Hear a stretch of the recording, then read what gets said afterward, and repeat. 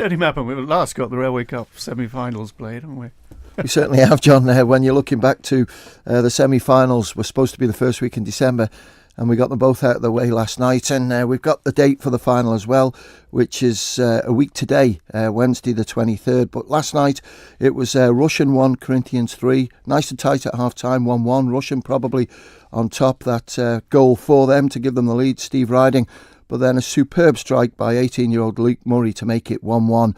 But then 2 goals in the second half. Steve Whitley with the second and Sam Black with a brilliant header to clinch the victory for Corinthians. In the other one, bit of a tight affair because there's a few injured players kicking around at the moment in these two sides.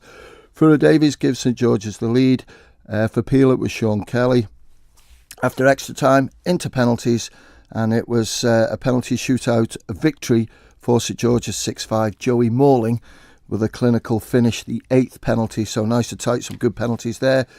JCK Limited Division 2, Moran 5, Onken 0. This puts Moran first step in towards winning this Division 2 trophy.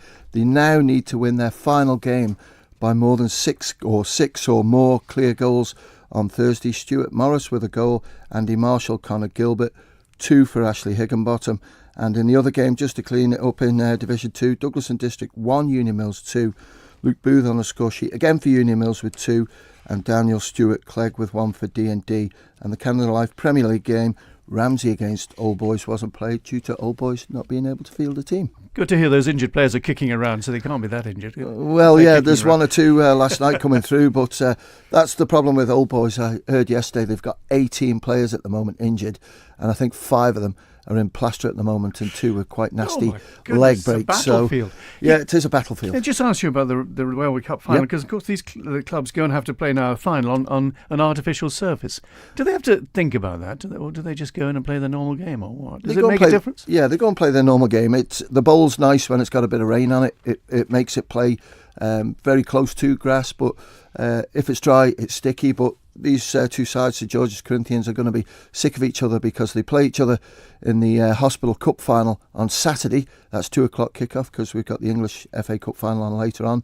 And then the final of the Railway Cup, which should have been played Boxing Day, will be played on Wednesday. And we've just got one league game to get out of the way in that top flight, but that'll now have to be played after TT. Well, the good news is we've got good weather for the next few days as well, so that'll help towards the weekend. That's what we want, John. Tony Mepham, thank you very much.